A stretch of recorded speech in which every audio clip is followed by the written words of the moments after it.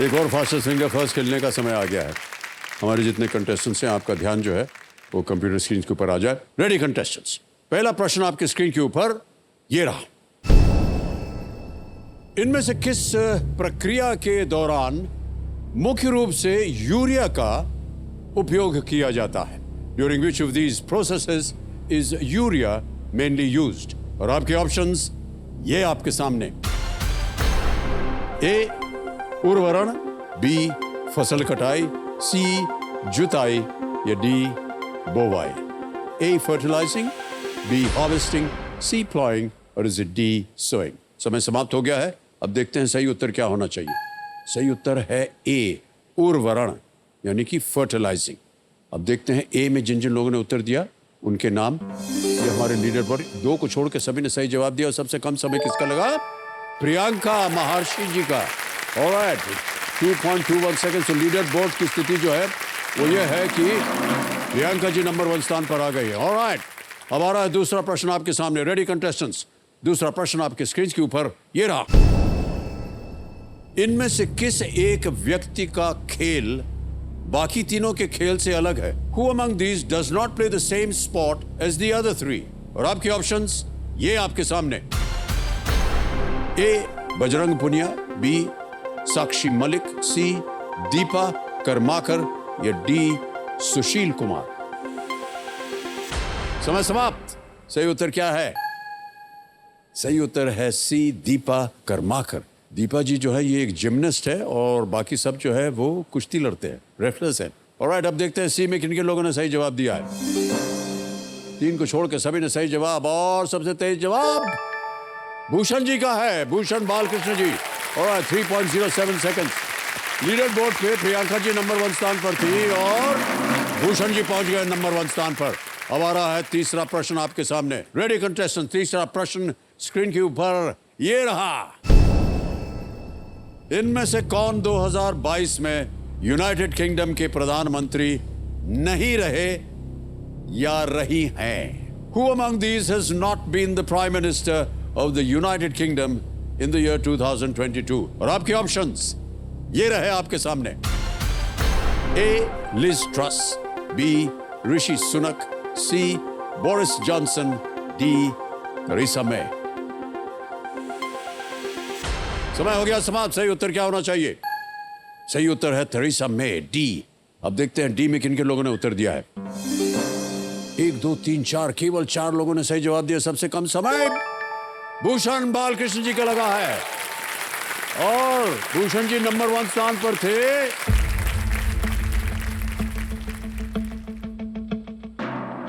भूषण जी जीत गए। भूषण बालकृष्ण जी, बहुत पैसा, बहुत बहुत बधाई आपको। आइए आ जाइए इधर।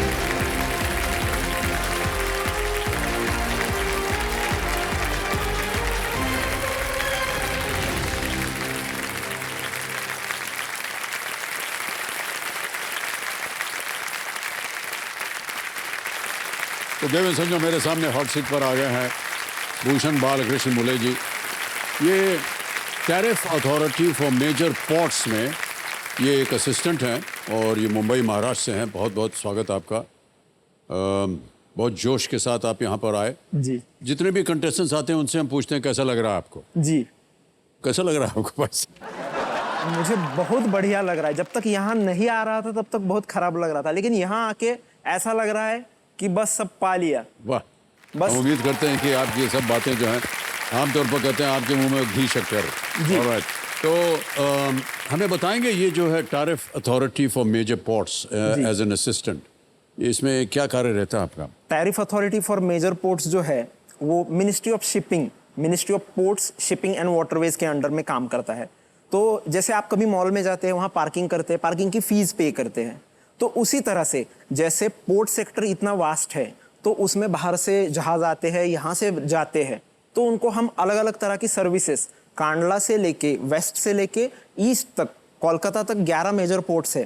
तो उन सब के यहाँ पे क्या दरें लागू होंगी, क्या टैरिफ्स होंगे, जैसे वहाँ पे जहाज आ गया तो उसको रुकने के लिए कितना पैसा लगेगा, मान लीजिए उसका कोई कंटेनर है जो पास नहीं हुआ तो उसका ग्राउंड रेंट, उसका रिपेयर चार्जेस, उसको पानी भरना है, एन नंबर ऑफ सर्विसेज जो भी देते हैं। तो गवर्नमेंट क्या चाहती है कि इसमें पोर्ट का भी घाटा ना हो और जो यूजर्स आ रहे हैं अपना माल लेके उनको भी अननेसेसरी ज्यादा ना पे करना पड़े। तो हमारी अथॉरिटी क्या करती है, जो भी रेट्स है तो उसको तय करने का काम हमारे ऑफिस के माध्यम से होता है। इसमें दोनों ही का फायदा है और बड़ा मतलब इंटरेस्टिंग काम है। मतलब पहले सोचा नहीं था कि ये भी होता है, यहाँ आके बहुत कुछ सीखने को मिला। तो बहुत अच्छा लगता है इस कार्यालय में आकर। ऑलराइट, बहुत बहुत बधाई आपको भूषण जी। कंपेनियन के रूप में आप किसे लाएं? जी, तो मेरी कंपेनियन के रूप में मेरी माताजी आई हुई है। प्रणाम करता हूँ आपको। और उनके साथ मेरी धर्मपत्नी, आपका भी बहुत बहुत स्वागत, दोनों का स्वागत हमारे इस कार्यक्रम में। ऑलराइट भूषण जी, चलिए अब गेम की ओर ध्यान देते हैं जिसके लिए आप बहुत ही उत्सुक थे। बिल्कुल। आप स्पॉटलाइट में आ गए हैं तो चलिए हम खेल की शुरुआत करते हैं। गेम के रूल्स तो आपको पता ही होंगे, तो चलिए प्रारंभ करते हैं भूषण जी इस खेल को। लेट्स प्ले कौन बनेगा करोड़पति। और भूषण जी, पहला प्रश्न आ रहा है आपके सामने। जी सर। तैयार हैं? बिल्कुल। पहला प्रश्न 1000 रुपए आपके स्क्रीन के ऊपर ये रहा। इनमें से क्या चित्रकला का एक प्रचलित रूप है? जी। Which of these is a popular form of painting? A. Watercolor, B. Multicolor, C. Technicolor या D. Solo color? सर इसका सही जवाब है ए, वाटर कलर। Okay. तो वाटर कलर पे ताला लगाइए। A. Watercolor, ताला लगाया जाए। Yes, it's the right answer. 1000 जीत गए आप। Alright. चलते हैं आगे। दूसरा प्रश्न 2000 रुपए स्क्रीन के ऊपर ये रहा। हिंदी मुहावरा ठन ठन गोपाल का अर्थ इनमें से क्या है?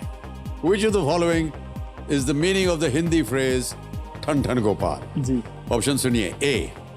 Making noise, B. Having no money, C. Meditating या D. Thinking deeply? शोर करना, पैसे न होना, ध्यान लगाना या गहरी सोच में पड़ना? शोर करना, पैसे न होना, ध्यान लगाना, गहरी सोच में पड़ना। इसका जवाब हो जाएगा बी, पैसे न होना। पैसे ना होना, बी पे ताला लगाया जाए। जी बिल्कुल। बिल्कुल सही उत्तर दिया आपने। अर्थ होता है इसकी पैसों की न। जी सर। जब कमी होती है तो बोलते हैं कि आपके पास तो पैसा है नहीं, या कोई हमसे पूछता है कि भैया हमको ये खरीद के दे दो, तो हम बोल देते हैं भैया ठन ठन गोपाल है यहाँ तो।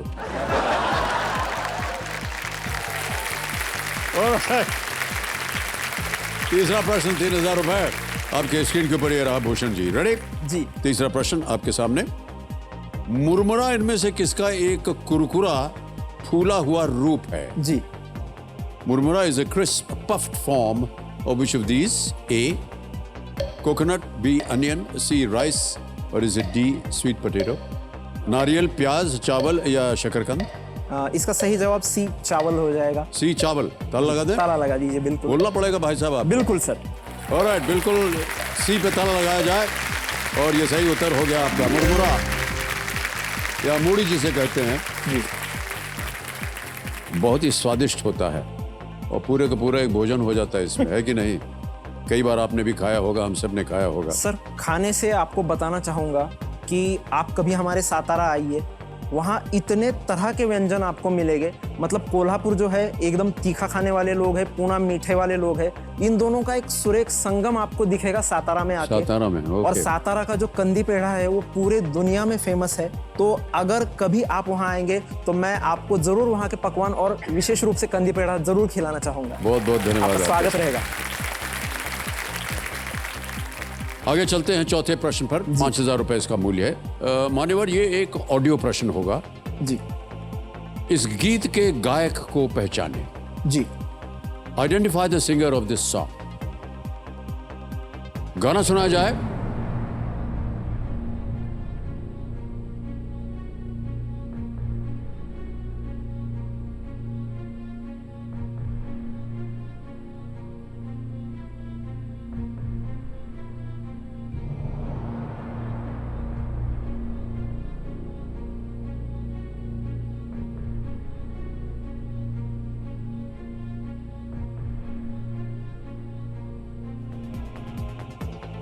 ऑप्शन रखता हूं आपके सामने, मुझे लगता है कि शायद आपको इसका उत्तर मालूम है। ए शान, बी लकी अली, सी पेपॉन या डी कैलाश खेर।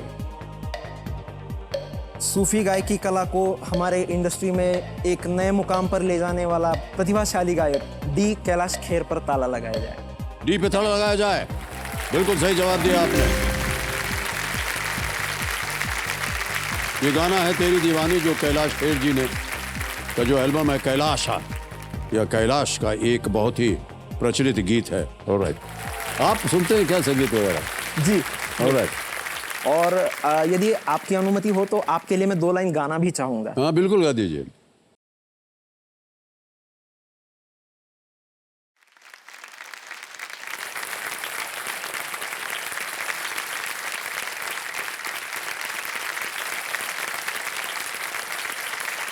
बहुत बहुत धन्यवाद आपका।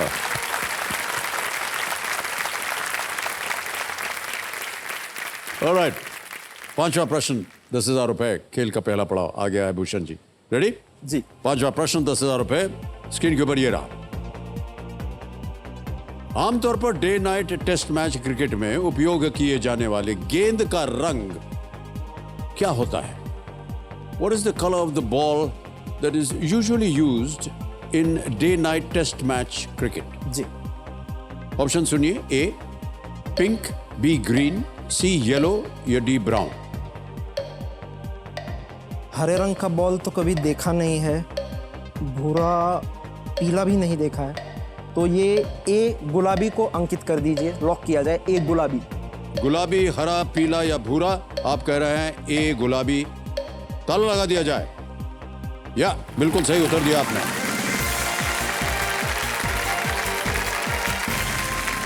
दिन का जो टेस्ट मैच होता है जी, उसमें आमतौर पर लाल गेंद होती है, बिल्कुल। और डे नाइट टेस्ट के लिए एक गुलाबी गेंद का उपयोग किया जाता है, क्योंकि वो ऐसा हो कि दिन में भी दिखे और रात में भी दिखे। आमतौर पर T20 वगैरह में तो सफ़ेद गेंद होती है, लेकिन अगर डे नाइट टेस्ट मैच होता है, क्योंकि वो लंबे 5 दिनों तक चलेगा, बिल्कुल, इसलिए वो पिंक कलर का एक गेंद होता है। ओके, पहला पड़ाव जीत लिया आपने, और अब आपको मिलेंगे 60 सेकंड प्रत्येक प्रश्न के लिए।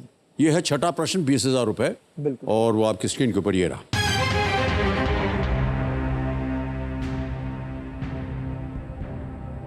ये एक वीडियो प्रश्न आ गया है आपके लिए। इस वीडियो क्लिप में दिखाए गए स्थान को पहचानें। जी।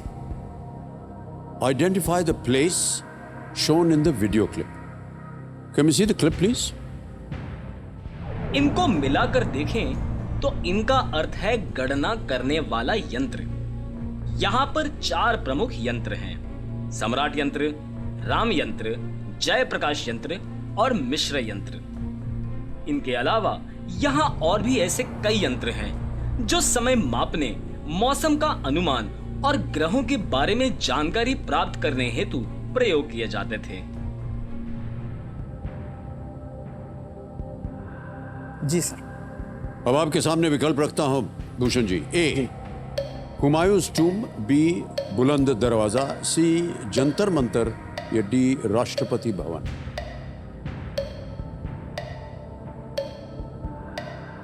हुमायूं का मकबरा, बुलंद दरवाजा, जंतर मंतर या राष्ट्रपति भवन। राष्ट्रपति भवन तो नहीं है, बुलंद दरवाजा तो बहुत बड़ा दरवाजा है, और हुमायूंस टॉम में तो किसी तरह की गणना का कोई मतलब नहीं बनता। सर, सी जंतर मंतर पर ताला लगाया जाए। सी जंतर मंतर, ताला लगाया जाए। Yes is the right answer. Well done.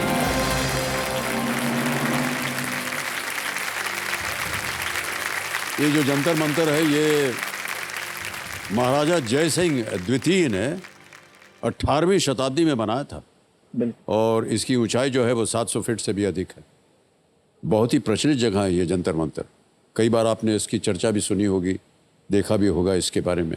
और उस ज़माने में जा कर के ऐसी सोच रखना एक साइंस की एक बहुत ही बड़ी उपलब्धि मानी जाती है। ओके देवी समझो, ये जो वीडियो क्लिप आपने अभी देखा, ये लिव हिस्ट्री इंडिया के सौजन्य से संभव हो पाया। तो बहुत बहुत हम उनको अपना आभार प्रकट करते हैं। घूमने फिरने का शौक है भाई साहब आपको? सर, बहुत, हर किसी को होता है, मुझे भी है। जी जी। और इसके मेरे घूमने के बारे में एक विशेष चीज़ है। मतलब मेरा फेवरेट मोड ऑफ ट्रांसपोर्ट अगर आप मुझसे पूछेंगे तो मेरी मोटरसाइकिल मतलब मेरा फर्स्ट लव है। जी जी जी। जब मुझे नौकरी मिल गई तो पैसे जमा करके पहली चीज़ अगर मैंने कुछ खरीदी होगी तो एक मोटरसाइकिल थी। और आज भी मैं मतलब मेरी एक इच्छा है, अगर कोई मुझे कहे उतना समय दे दे और भगवान की दया से उतनी एनर्जी भी मिल जाएगी तो कश्मीर से लेकर कन्याकुमारी और इधर कच्छ से लेकर अरुणाचल मैं अपनी मोटरसाइकिल पे घूमना चाहूँगा। वाह, बहुत अच्छी बात। बहुत ही बारीकी से जो है देश को आप देख सकते हैं बिल्कुल सर। और उसकी सराहना कर सकते हैं, वहाँ जाकर के थोड़ा समय बिता सकते हैं, कैमरा हो तो उनकी फोटो ले सकते हैं आप, बिल्कुल। उसको छाप सकते हैं आप जगह जगह और उसका बड़ा प्रचार होता है। जी।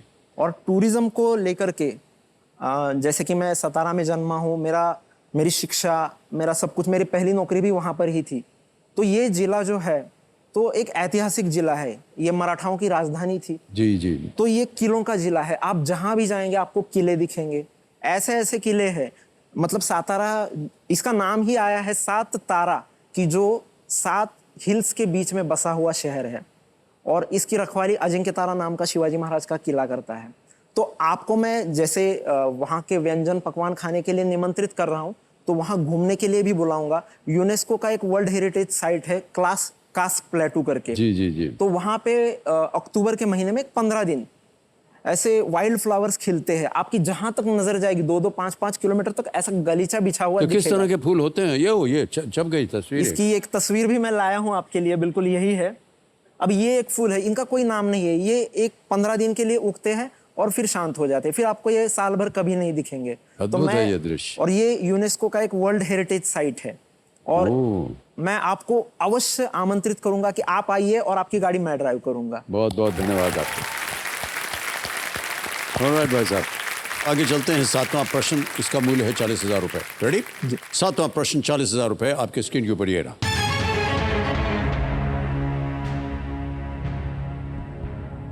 मुंबई पत्तन न्यास की 125वीं वर्षगांठ पर खांदेरी द्वीप का नाम बदलकर किस योद्धा के नाम पर रखा गया था? जी।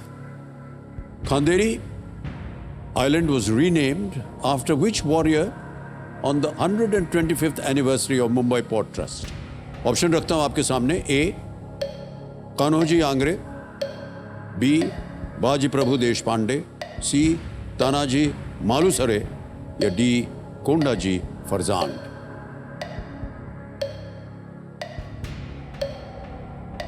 कान्होजी आंग्रे तो लग रहा है क्योंकि वो हमारे आरमार प्रमुख जैसे नेवी के प्रमुख थे शिवाजी महाराज के। कोंडाजी फरजंद का कुछ लेना देना है, बाजी प्रभु भी नहीं। लेकिन फिर भी मैं जनता की राय लेना चाहूंगा, आप उस लाइफलाइन को अंकित करें। ओके, ऑलराइट, शांत हो जाइए। ऑडियंस पोल लेना चाह रहे हैं, इसको अंकित कर दिया जाए और ऑडियंस बारी आ गई आपकी। वोटिंग मीटर हाथ में रखिए और इस प्रश्न का सही उत्तर दीजिए और भूषण जी को विजयी बनाइए और आपका समय शुरू होता है अब।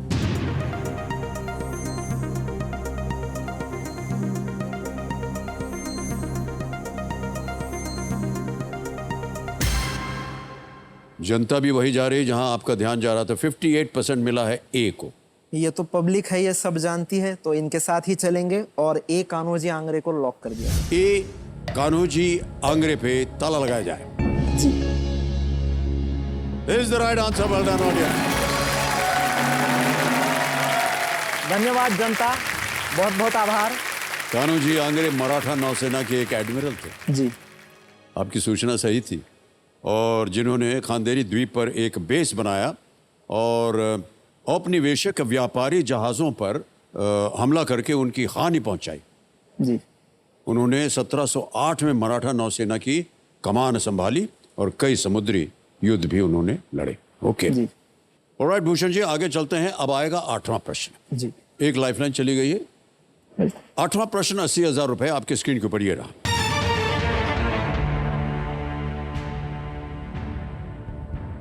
भारत के इनमें से किस पड़ोसी देश की सीमा पश्चिम बंगाल से नहीं लगती है?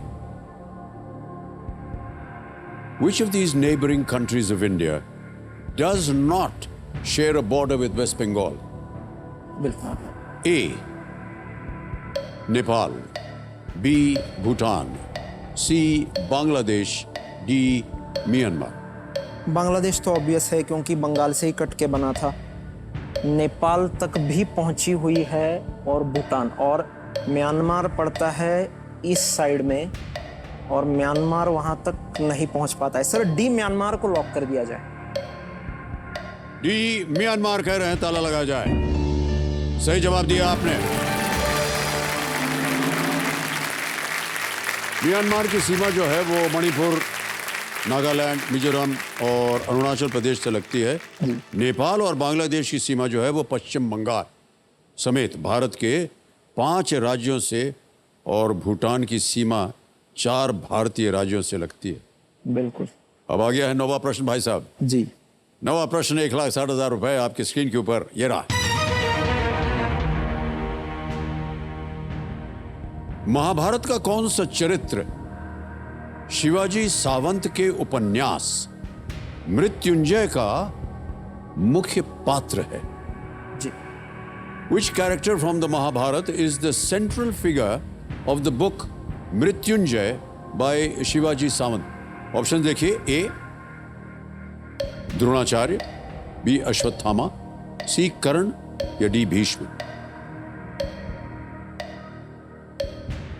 महाभारत का ये सबसे अंडररेटेड योद्धा था और लोग अर्जुन को मानते हैं, लेकिन मुझे कर्ण बहुत पसंद है, तो राधेय के नाम से जाने वाले कर्ण सी को लॉक किया जाए। सी कर्ण पे ताला लगाया जाए। ये भी सही जवाब दिया आपने और बहुत ही उम्दा तरीके से आप अनुमान लगा रहे हैं कि सही उत्तर क्या होना चाहिए। बहुत अच्छा लग रहा है जब आप ये करते हैं। ये उपन्यास मराठी साहित्य में एक बहुत ही प्रचलित पुस्तक है। इसमें कर्ण के जीवन के उतार चढ़ाव को दर्शाया गया है। शिवाजी सावंत ने छत्रपति संभाजी महाराज के जीवन पर एक और प्रसिद्ध पुस्तक लिखी है, छावा जी, उसका नाम है। ऑलराइट, आगे बढ़ते हैं। 10वां प्रश्न, खेल का दूसरा पड़ाव, 3,20,000 रुपए। और इस एक मौके पर चांस बिल्कुल मत लीजिएगा, बिल्कुल, क्योंकि ये मौका आपको दोबारा नहीं मिलेगा। 3,20,000 रुपए भूषण जी आपके कंप्यूटर स्क्रीन के ऊपर ये रहा।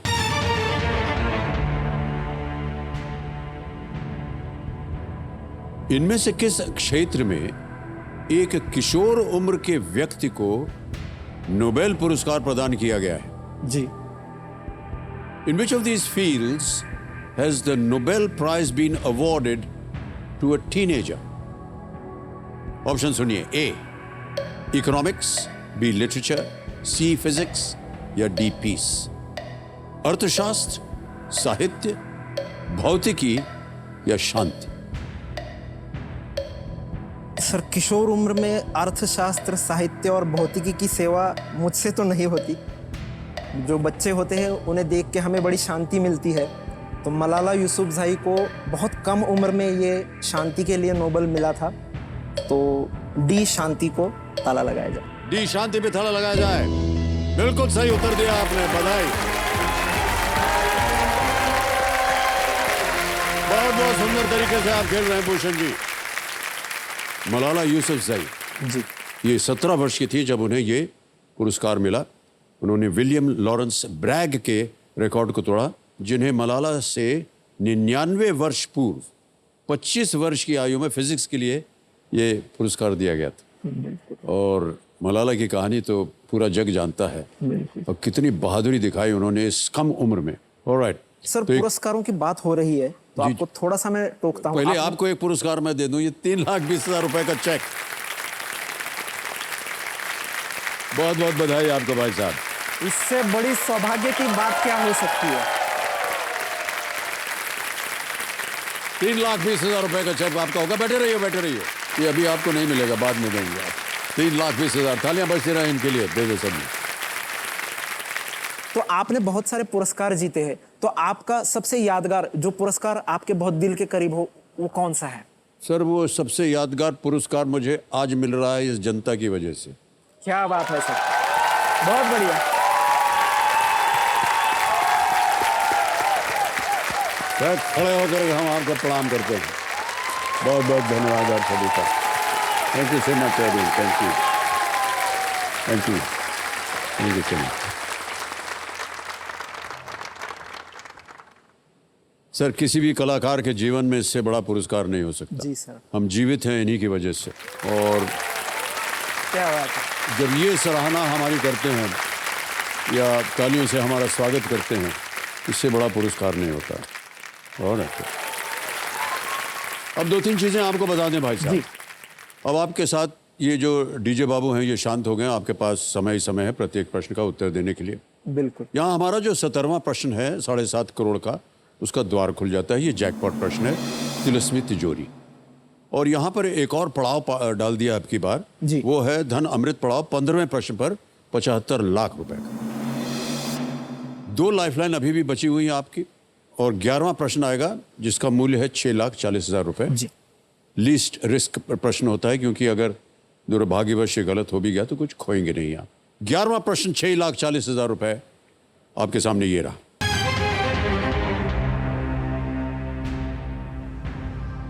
द्वितीय विश्व युद्ध के दौरान जर्मनी द्वारा टाइगर और पैंथर नाम के किस प्रकार की युद्ध मशीनों का उपयोग किया गया था? जी।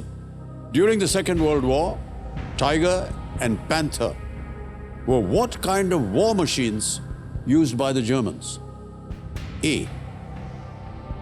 Submarines. B. Missiles. C. Tanks. D. Helicopters. Submarine, missile, A. Pandubiyan. B. Missile. C. Tank. D. Helicopter. Submarine, missile, tank, helicopter.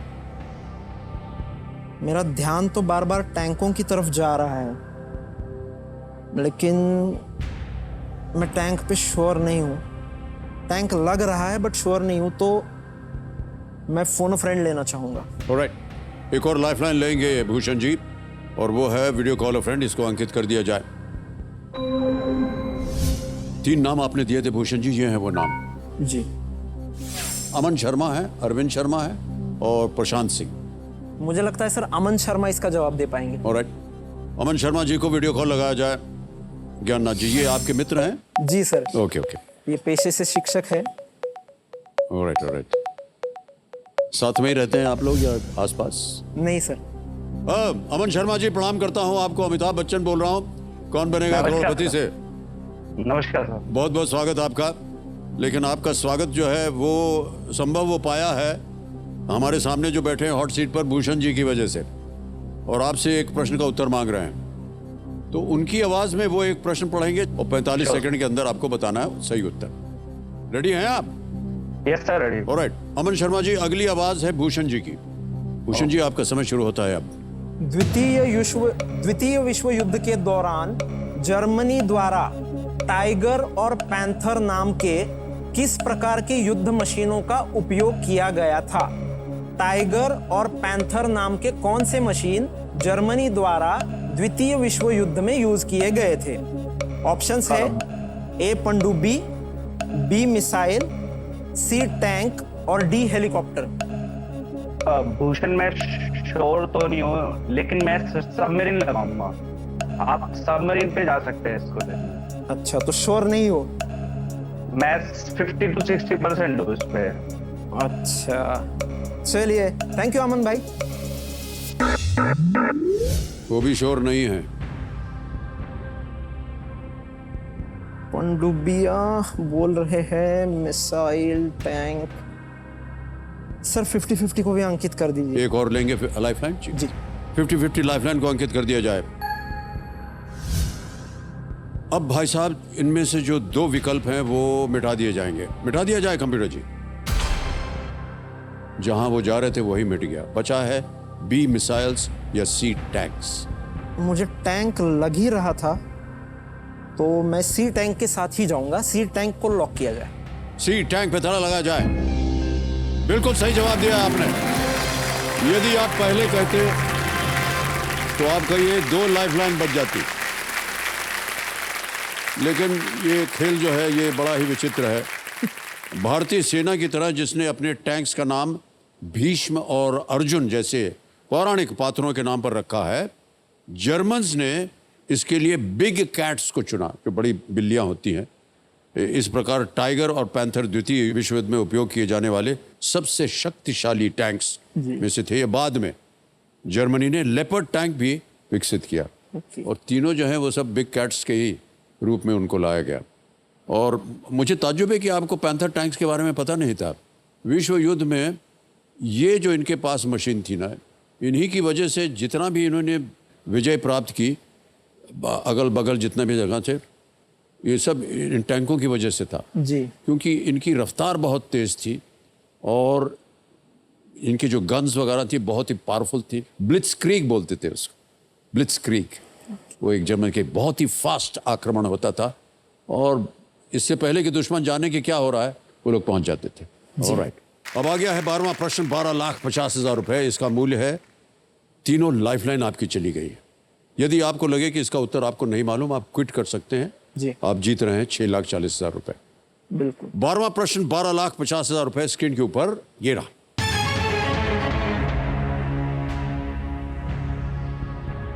विश्व के सबसे लंबे ज्ञात जीवित वृक्ष का नाम क्या है जो अमेरिका के कैलिफोर्निया में स्थित है?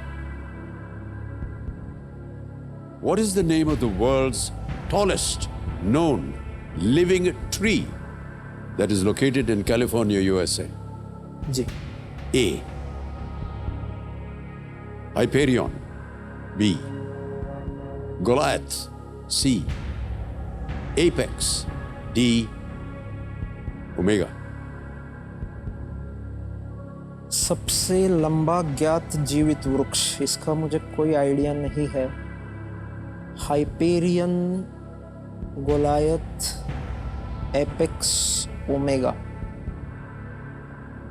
वैसे मेरा ध्यान गोलायत पे जा रहा है क्योंकि वो काफी बड़ा राक्षस टाइप का बंदा था, तो गोलायत होना चाहिए।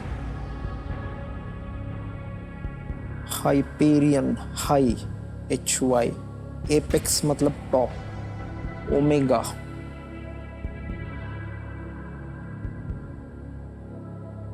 Hyperion, Goliath, apex, omega. कोई लाइफलाइन नहीं आपके पास? सही उत्तर देंगे 12,50, गलत आपको नीचे गिरा देंगे 3,20 पे।